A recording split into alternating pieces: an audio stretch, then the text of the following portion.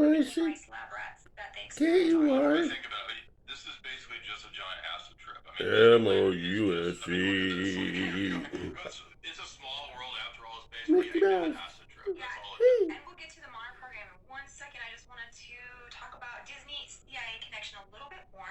So their close associations with the CIA and the intelligence community. This says Disney World is responsible for the nation's largest single commercial application of biometrics, and that's true because when you enter the park now, you have to give your fingerprint. They take your face biometrics. I remember I first heard that from Alex. He covered that back in probably 2004 or 5. Yes. I remember Alex covering that. So after 9/11, the government actually sought Disney's advice on intelligence, security, and biometrics, and they boast the use of biometrics at their parks and the cruise line.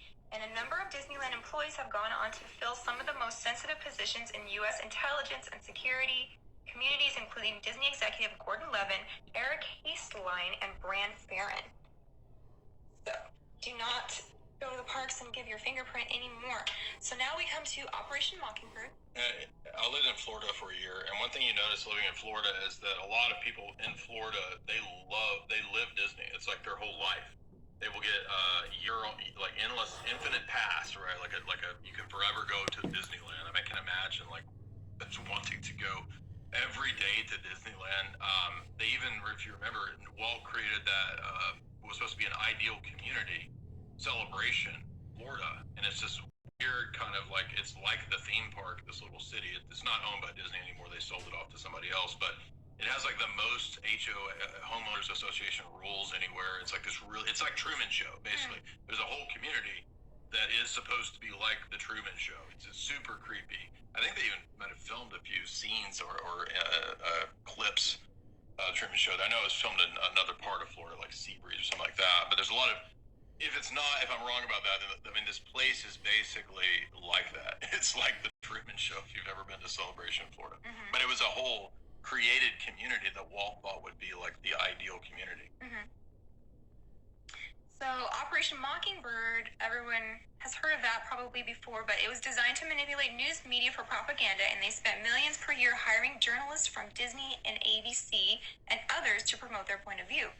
So files obtained through the Freedom of Information Act reveal that the Department of Defense and the CIA backed and influenced hundreds of movies and TV shows owned by the Walt Disney Company. Yeah. So Disney's special effects wizard, guy named Robert Cary Broughton, created award-winning films for both Disney and the OSS, which became CIA. Yeah, all the OSS people are who went into the first era of big media. So all the heads of CBS, NBC, ABC, they were all people out of the OSS, Paley, Sarnoff, all these characters.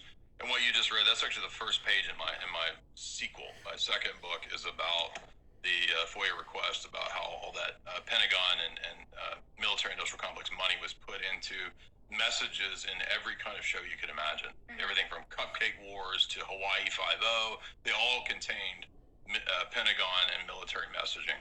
Right. So then the last point I want to make about Disney and the CIA is obviously MK Ultra Artichoke Monarch, which is the CIA program to make, mind control people. And countless self-proclaimed victims of trauma-based mind control attest to the use of Disney films in their programming.